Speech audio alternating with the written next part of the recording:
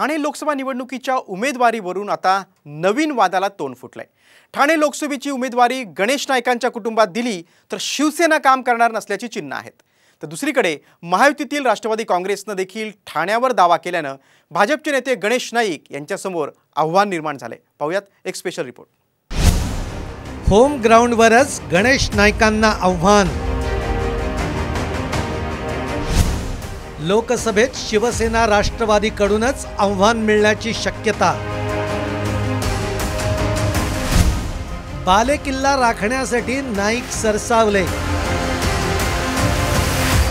राज्यात जरी ट्रिपल इंजिनचं सरकार हातात हात घालून काम करत असलं तरी नवी मुंबईमध्ये मात्र महायुतीच्या तिन्ही पक्षांचं तीन दिशेला तोंड आहे।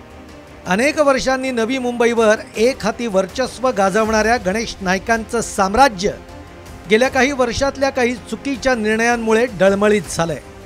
यामुळे नाईकांच्या विरोधातली फळी मजबूत होत गेली। आता तेच जुनं साम्राज्य मिळवण्यासाठी नाईकांनी पुन्हा प्रयत्न सुरू केलेत। मात्र विरोधी पक्षांसोबतच मित्र पक्षातही नाईकांचे विरोधक मोठ्या प्रमाणात आहेत। या विरोधकांना कोंडीत पकडून पुन्हा एकदा आपली एकाधिकारशाही आणण्याचं काम नाईकांकडून सुरू असल्याचं महायुतीतील नेत्यांचं म्हणणं आहे। माझं तिथे ठरलेलंच आहे की या एकनामी संजू नाईकाला तर आम्ही विरोध करणारच। महाराष्ट्रातला पहिला आमदार असेल गणेशजी नाईक साहेब की ज्यांनी SRA लागू झाला त्याला विरोध केला आणि SRA सर्वे थांबवला। आमचा गणेश नाईकांना ह्या भूमिकेत झोपडपट्टीचा आमचा विरोध असणारच आहे, कारण आमच्या झोपडपट्टीच्या लोकांच्या तोंडामध्ये माती घालण्याचा यांनी प्रकार चालवलेला आहे। मी पण आता 37 वर्ष सामाजिक कार्य राजकीय काम करतोय, तर या दृष्टिकोनातून आम्हाला अनुभवी जो आनंद परांजपे आहे त्यांना तिकीट मागण्यासाठी आम्ही निश्चितपणे प्रयत्न करू। आम्ही आमची भूमिका मांडणार, आम्ही तर हट्ट धरणार की सीट आम्हाला मिळाली पाहिजे। गणेश नाईकांकडून शिंदे गटातल्या नेत्यांची कोंडी केली जातीये। झोपडपट्ट्यांचा SRA पुनर्विकास प्रकल्प थांबवण्यात आलाय। शहरातील सिडको निर्मित घरांच्या पुनर्विकास प्रकल्पांना आडकाठी आणली जातीये। शिंदे अजित पवार गटाच्या लोकांची विकास कामं रखडवली जात आहेत।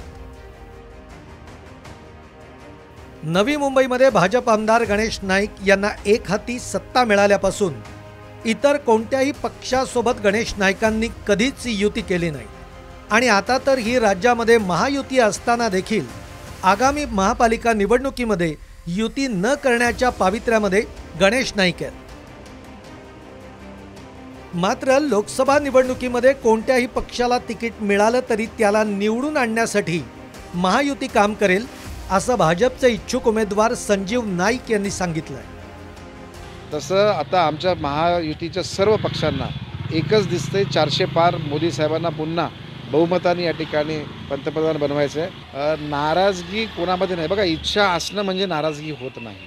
तिन्ही पक्षांमध्ये चांगले दावेदार आहेत, परंतु शेवटी तिकीट एकालाच मिळणार आहे आणि त्या एकालाच आम्ही घेऊन दिल्लीला पोहोचवणार।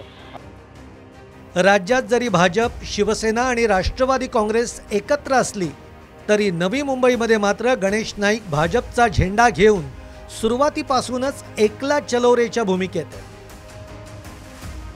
त्यामुळे आगामी लोकसभा निवडणुकीमध्ये गणेश नाईकांना आपल्याच बालेकिल्ल्यामध्ये मित्रपक्षांसोबतच सामना करावा लागणार आहे। कॅमेरामन नितीन खरातसह विनय म्हात्रे, साम TV न्यूज, मुंबई।